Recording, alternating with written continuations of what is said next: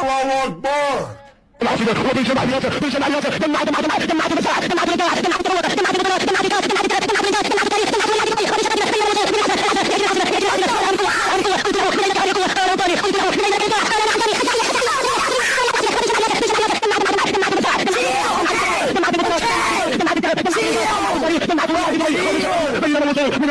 Bro, chill. Calm down. I said I'm sorry.